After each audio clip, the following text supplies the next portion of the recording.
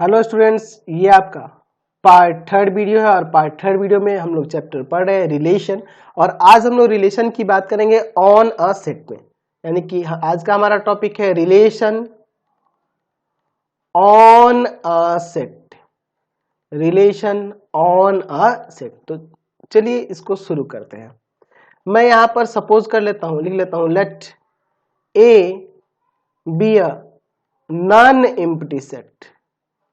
Non empty set, A क्या है? Non empty set है, यानी इसमें कुछ ना कोई एलिमेंट है, इसमें कोई ना कोई एलिमेंट है, नॉन एम्प्टी सेट है। Then R is called relation on set A, on set A if R is the subset of A cross A. यदि R A क्रॉस A का सबसेट होगा तो R को रिलेशन कहेंगे on set A में, है ना। सेट A में R को रिलेशन कब कहेंगे? जब वह सबसेट होगा A क्रॉस A का। जैसे एग्जांपल से समझिए, यहां पे मैं यहां ले लेता हूं एक सेट A जिसका एलिमेंट है 1 2 3। तो अगर मैं आपसे पूछूं कि A क्रॉस A क्या होगा, तो आप यहाँ A क्रॉस A लिख सकते हो कि सर 1 1 1 2 1 3 2 1 2 2 2 3 3 1 3 2 3 3, यही ना आप लिखोगे। अब मैं यहाँ पे कुछ एग्जांपल लेता हूं। मैं R1 रिलेशन R1 इस तरह से दर्शाता हूं 1 1 1 3 2 2। R2 यहां पे लिखता हूं इसमें 1 1 1 2 1 3 3 1। R3 मैं यहां पे लिखता हूं 5। अब मैं आपसे पूछता हूं कि इसमें से ये कौन कौन से रिलेशन है। तो मैं अगर R1 की बात करूं तो यहां देख रहा हूं R1 के अंदर जो एलिमेंट्स हैं, ये जो ऑर्डर पेयर आप देख रहे हैं 1 1 भी इसमें है, 1 3 भी है और 2 2 भी है। देख रहा हूं कि R1 सबसेट हो जा रहा है A क्रॉस A का। R1 क्या हो रहा है? सबसेट हो रहा है A क्रॉस A का, क्योंकि इसके सारे एलिमेंट इसमें है। देयरफॉर हम कह सकते हैं कि R1 is a relation on set A, on set A। ठीक है। तो अभी हम इसके पहले वीडियो में जो देखे थे, हम लोग देखे थे रिलेशन किसमें?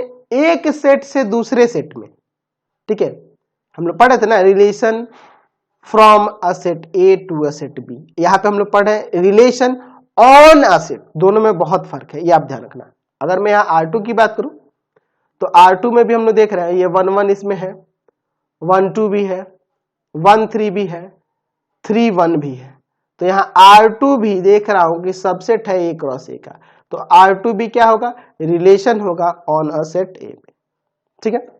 R3 आपको पता है कि 5 जो होता है हर एक सेट का सबसेट होता है, यानी कि 5 सबसेट होगा A क्रॉस A का। दैट मीन्स ये R3 भी आपका रिलेशन है ऑन अ सेट A में। अगर मैं यहां पर R4 एक लेता हूं एग्जांपल समझने के लिए, 1 1 1 2 है ना, 3 4 ऐसे लिख देता हूं, तो क्या यह रिलेशन है? तो हम लोग कहेंगे कि ये रिलेशन नहीं है। रिलेशन क्यों नहीं है? क्योंकि मैं दिख रहा हूं कि 3 4 बिलोंग्स नहीं कर रहा है A क्रॉस A में। देख लो, ये ऑर्डर पेयर इसमें है ही नहीं, नहीं है ना, इसलिए आपका रिलेशन नहीं है ना। ये नहीं मिल रहा है, इसका मतलब यह हुआ ना कि R4 सबसेट नहीं है A क्रॉस A का। जब सबसेट नहीं है दैट मींस R4 आपका रिलेशन नहीं है, तो ये आपका एक रिलेशन नहीं है ऑन अ सेट A में। समझ गए? क्लियर हो गया? कोई दिक्कत नहीं है। चलिए, अगर हम नंबर ऑफ रिलेशंस की बात करें, number of relations, number of relations on set A, number of relation on set ए। तो हम लोग देख रहे हैं यहां रिलेशन क्या हो रहा है। तो रिलेशन आपका सबसेट, जितने भी रिलेशन होंगे वो सबसेट होंगे ए क्रॉस ए के। ठीक है, तो यहां पे ये किसके बराबर होगा, तो यहां लिख सकते हैं number of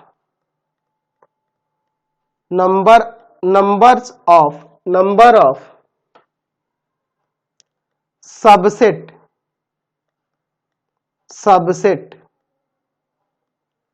of A cross ए के, है ना। Number of subset of A cross ए किसके बराबर होगा, number of relation on A set ए के। क्योंकि नंबर ऑफ अगर मैं रिलेशन की बात करूं तो किसी सेट में रिलेशन होने के लिए वह सबसेट होना चाहिए उसके ए क्रॉस ए का।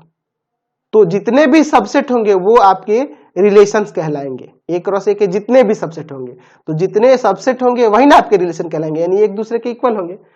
चलिए, तो यहां पे अगर हम मान लेते हैं कि number of element set A में p है, then number of relations on set A क्या हो जाएगा, तो 2 का पावर p इंटू पी, 2 का पावर p इंटू पी, यानी कि 2 का पावर p स्क्वायर हो जाएगा। अगर सेट ए में नंबर ऑफ एलिमेंट p हो तो उसमें यानी कि सेट ए में रिलेशंस की बात करेंगे, नंबर ऑफ रिलेशन की बात करेंगे सेट ए पर, तो आपका क्या होगा, 2 का पावर p स्क्वायर हो जाएगा। यानी अगर मैं यहीं पे बात करूं, इसमें कितने एलिमेंट हैं, 3 एलिमेंट है। तो अगर मैं नंबर ऑफ रिलेशन की बात करूं ऑन अ सेट ए में, इस सेट ए में, तो नंबर ऑफ रिलेशन क्या होगा, 2 का पावर 3 स्क्वायर, यानी 2 का पावर 9, और 2 का पावर 9 सॉल्व करेंगे तो 512 आ जाएगा। यानी कि नंबर ऑफ रिलेशन कितने होंगे, 512 होंगे इस सेट में। ठीक है, चलिए अब हम लोग टाइप्स ऑफ रिलेशन की बात करेंगे ऑन अ सेट पे। ठीक है, तो यहाँ पे मैं हेडिंग दे देता हूं, टाइप्स ऑफ रिलेशन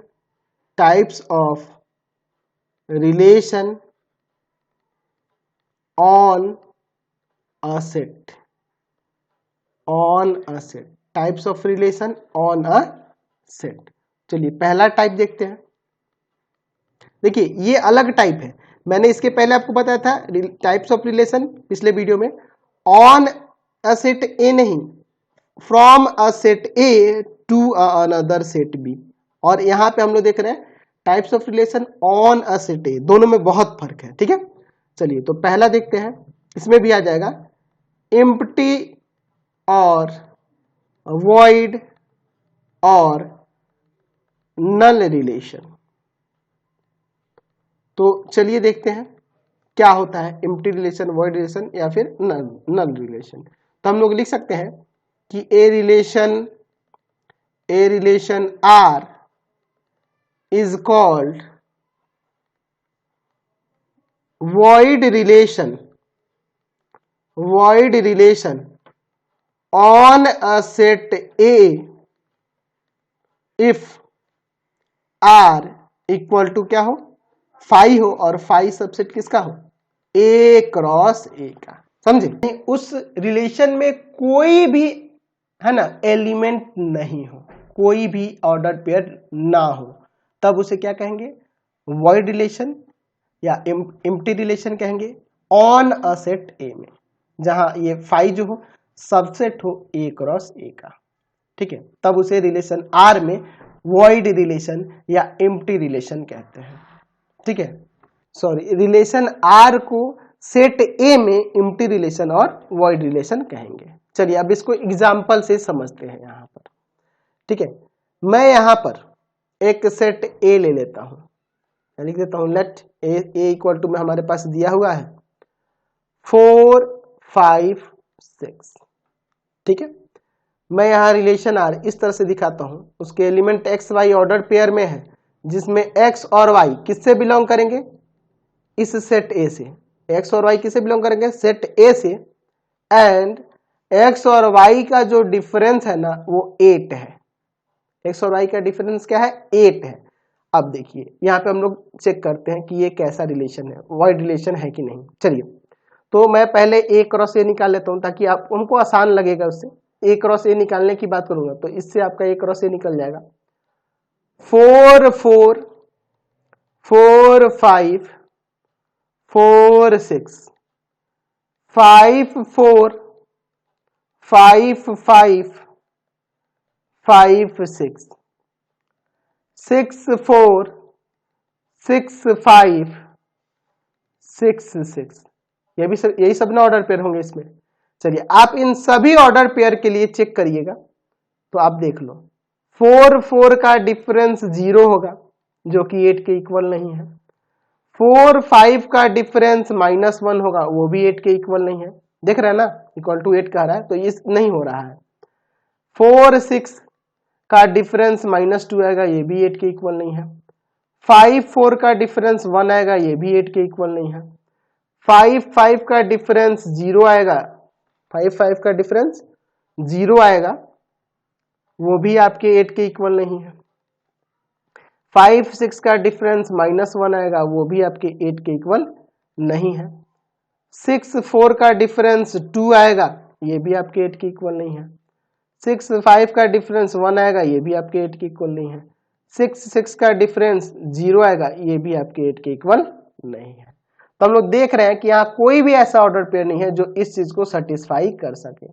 तो यहां से हम लोग लिख सकते हैं कि देयरफॉर R इक्वल टू में 5 और यहाँ ये 5 पता ही है आपका कि ये क्रॉस ए का सबसेट होगा, है ना। तो यहाँ लिख सकते हैं hence R is an empty relation on set A। R क्या है? एम्प्टी रिलेशन है सेट ए में। तो क्लियर हो गया। चलते हैं अगले टाइप की में। अगला है आपका टाइप यूनिवर्सल रिलेशन। अब सोच रहे हो कि सर पिछला ही टाइप है, नहीं ये अलग है। यहाँ रिलेशन ऑन अ सेट की बात हो रही है, ठीक है। Universal relation, universal relation. चलिए तो इसको हम लोग यहाँ पे डिफाइन करते हैं कि यूनिवर्सल रिलेशन क्या होगा। तो हम लोग ऐसे कह सकते हैं कि A relation R is called universal relation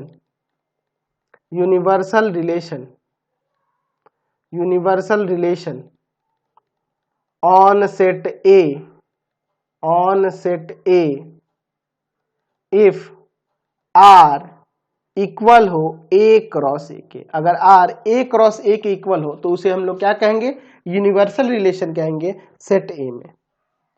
क्योंकि हमें पता है कि ए क्रॉस ए तो आपको पता है सबसेट होगा ही ए क्रॉस ए का, ये तो पता है ना जी। दैट मीन्स R यहाँ पे क्या हो जाएगा? यूनिवर्सल रिलेशन होगा ऑन अ सेट ए, क्योंकि R इक्वल है किसके? ए क्रॉस ए के, और ए क्रॉस ए का सबसेट होगा ही, ठीक है। चलिए इसको आप लोग एग्जाम्पल से समझते हैं। मैं यहां पर एक सेट ले लेता हूं, ठीक है। एक सेट ले लेता हूं जिसका एलिमेंट मैं मान लेता हूं कि 7 और 8 है, और मैं रिलेशन R इस तरह से डिफाइन करता हूं जिसके एलिमेंट एक्स वाई के ऑर्डर पेयर में है, जहां एक्स और वाई किससे बिलोंग कर रहा है? सेट ए से बिलोंग कर रहा है। एंड एक्स वाई का जो सम है ना वह ग्रेटर देन 10 है, 10 से बड़ा है, ठीक है। चलिए एक्स वाई यानी सभी ऑर्डर पेयर में जो एलिमेंट्स होंगे उनका सम क्या होगा? 10 से बड़ा होना चाहिए। चलिए तो अगर मैं ए क्रॉस ए की बात करूं तो ए क्रॉस ए हमारा यहां आएगा 7 7 7 8 8 7 8 8, यही ना आएगा। चलो अब आप देख लो कोई भी पेयर लेके 7 + 7 ऐड करेंगे 14 आएगा जो कि 10 से बड़ा है। 7 8 ऐड करेंगे 15 आएगा, ये भी आपका 10 से बड़ा है। 8 7 ऐड करेंगे 15 आएगा, ये भी आपका 10 से बड़ा है। 8 8 ऐड करेंगे तो 16 आ जाएगा, ये भी आपके 10 से बड़ा है। तो हर एक पेयर इस चीज को सेटिस्फाई कर रहा है। दैट मीन्स आप R इक्वल टू में लिख सकते हैं 7 7 7 8 8 7 8 8। तो हम लोग देख रहे हैं कि ए क्रॉस ए के सभी एलिमेंट्स इसमें आ गए, यानी कि R बराबर हो जा रहा है ए क्रॉस ए के। तो यहां लिख सकते हैं hence R is an universal relation on set A. R क्या है, यूनिवर्सल रिलेशन है सेट ए में, सेट ए पर। चलिए अगला टाइप देखते हैं, थर्ड। अगला टाइप है आपका, उसमें आपका एक सेट से दूसरे सेट में दो ही टाइप थे, लेकिन यहाँ पे हम लोग 6-7 टाइप देखने वाले हैं। चलिए अगला देखते हैं, आइडेंटिटी रिलेशन। चलिए देखते हैं आइडेंटिटी रिलेशन होता क्या। तो हम लोग डेफिनेशन लगभग एक जैसा रखेंगे ना, तो सब कुछ अच्छे से समझ में आएगा और जल्दी याद भी हो जाएगा। तो मैं इसको भी वैसे ही डिफाइन कर सकता हूँ, यहाँ पे लिख देता हूँ कि A set, A relation R is called identity relation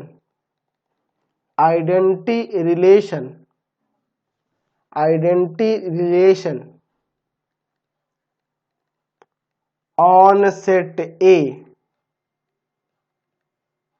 if R किसके इक्वल हो, तो उसके एलिमेंट ए ऑर्डर पेयर इस तरह से हो जहां for all A belongs to A. यहां देखिए ये क्या है, फॉर ऑल है, सभी के लिए, यानी कि ए के सभी एलिमेंट, सेट ए के सभी एलिमेंट ए के लिए वहां पे एलिमेंट ए के फॉर्म में होने चाहिए। कहने का मतलब यह है, आप एग्जांपल से समझो, बहुत अच्छे से समझ में आ जाएगा एग्जांपल से। मान लो सेट ए है जिसका एलिमेंट है 1 2 3, तो जो रिलेशन आर होगा, है ना, रिलेशन आर होगा, वह किस तरह से होगा, तो वह रिलेशन आर आप इस तरह से उसमें दिखाओगे, उसमें एलिमेंट 1 1 हो सकता है। यहां देखो, for all A belongs to A के लिए, यानी कि इसके सभी एलिमेंट्स के लिए उसमें ऑर्डर पेयर में इस तरह से एलिमेंट होने चाहिए, 1 1 होना चाहिए, 2 2 होना चाहिए, 3 3 होना चाहिए। तो हम लोग क्या देख रहे हैं कि इसके अंदर जो जो भी एलिमेंट है वो देख रहे हैं ना, इस फॉर्म में है। तो 1 1 है, 2 2 है, 3 3 है, दैट मीन्स ये आपका एक आइडेंटिटी रिलेशन है। ठीक है, तो जनरली हम लोग क्या करते हैं, इसे आइडेंटिटी रिलेशन को कैपिटल आई लिखकर उसके बेस में जिस सेट पर हो रहा है उस सेट को लिख दिया जाता है। तो ये आइडेंटिटी रिलेशन है ऑन अ सेट ए, और फिर इस तरह से इसे दिखाते हैं।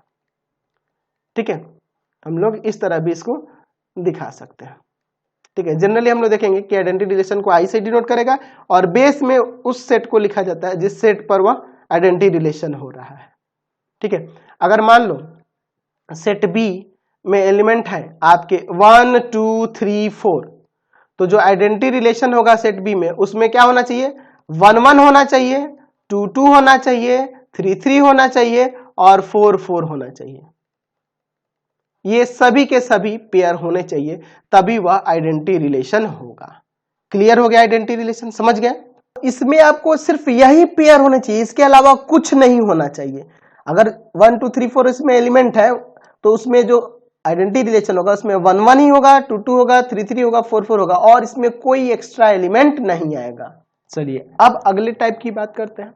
4 नंबर हमारा टाइप हो जाएगा रिफ्लेक्सिव रिलेशन। रिफ्लेक्सिव रिलेशन क्या होता है, चलिए रिफ्लेक्सिव रिलेशन देखते हैं। ठीक है, तो हम लोग इसे ऐसे डिफाइन कर सकते हैं कि A relation R is called reflexive relation on a non-empty set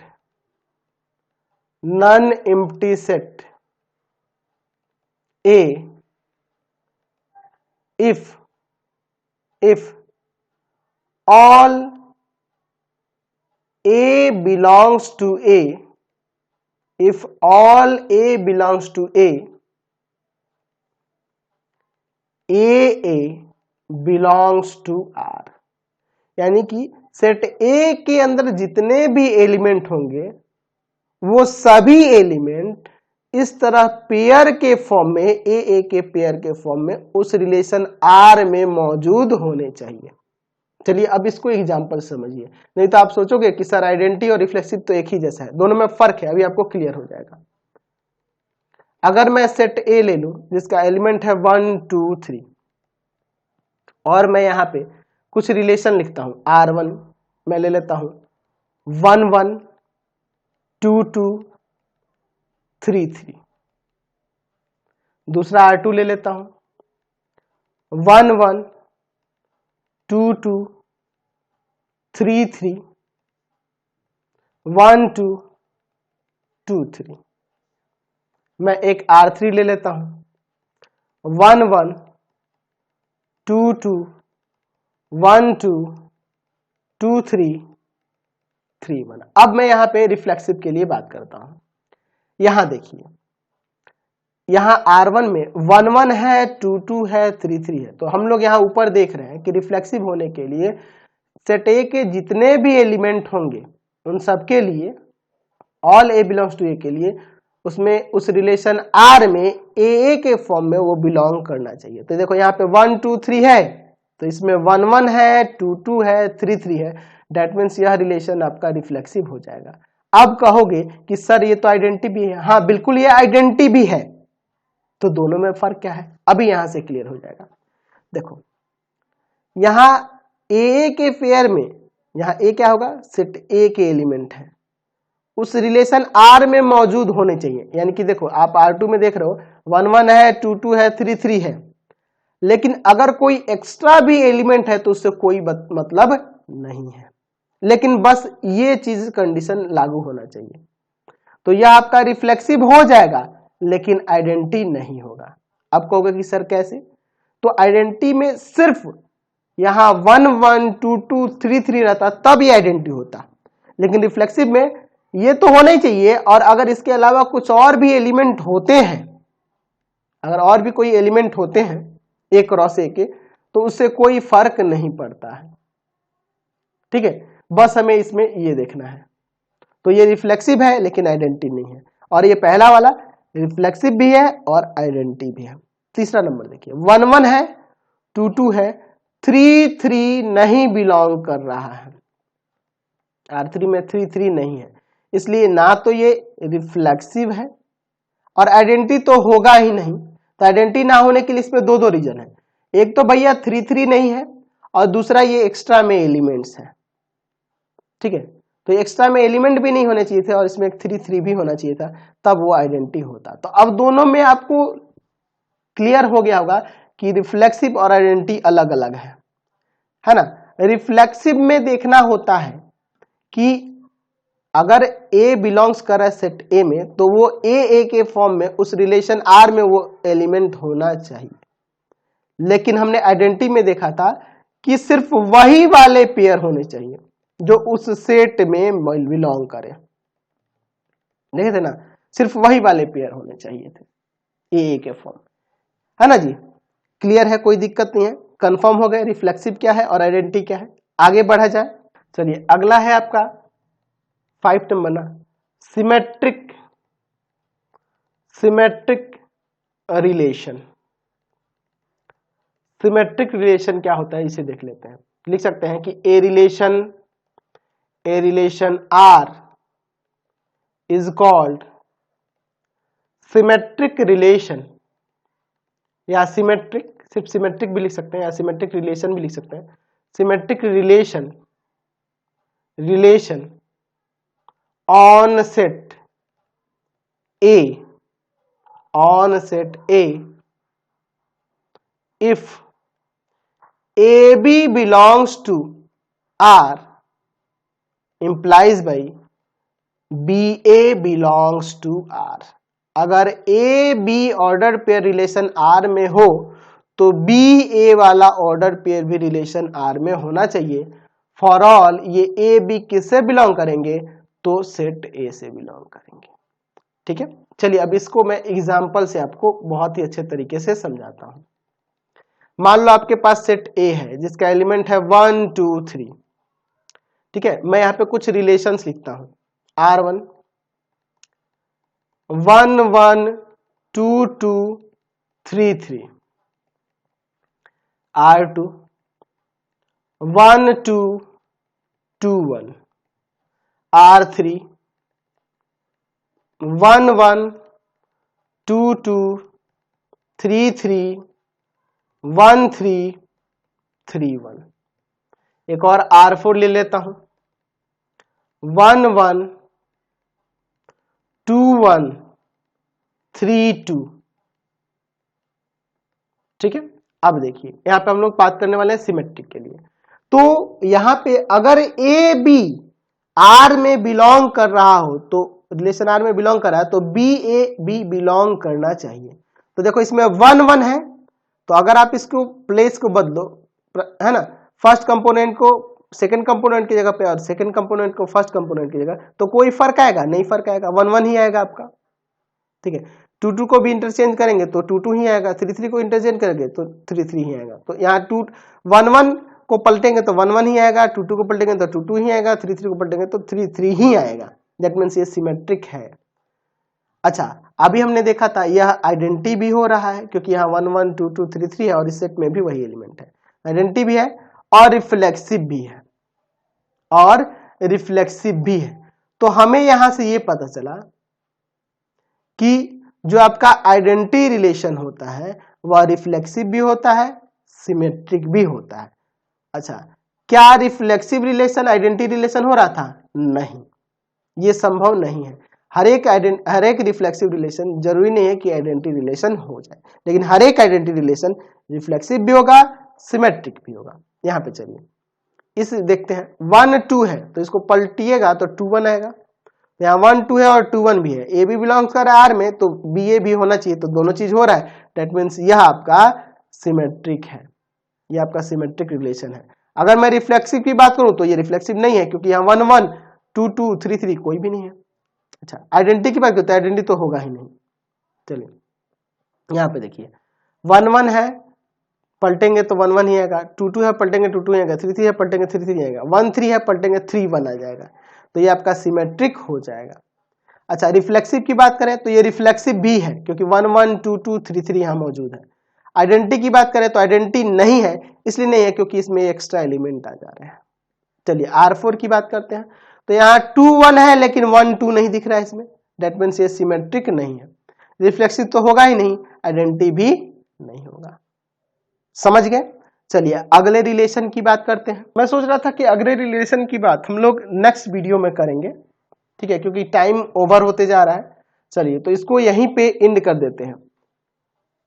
आपको बता दूं कि मेरे 3 चैनल हैं, आप तीनों को सब्सक्राइब कर लेंगे। एक है path finder classes Chhapra, path finder classes Chhapra. दूसरा है आपका भारती भवन, भारती भवन रविकांत सर, और एक और चैनल है रविकांत सर के नाम से। 3 चैनल है, तीनों को सब्सक्राइब करेंगे और इससे रिलेटेड वीडियो के लिए सीधे डिस्क्रिप्शन में जाएंगे और इससे संबंधित नोट्स के लिए आप गूगल पे जाके सर्च करेंगे www.ravikantsir.in और यहां पर जाकर आप सभी क्लासेस के नोट्स और उनके PDF को डाउनलोड कर सकते हैं और पढ़ भी सकते हैं।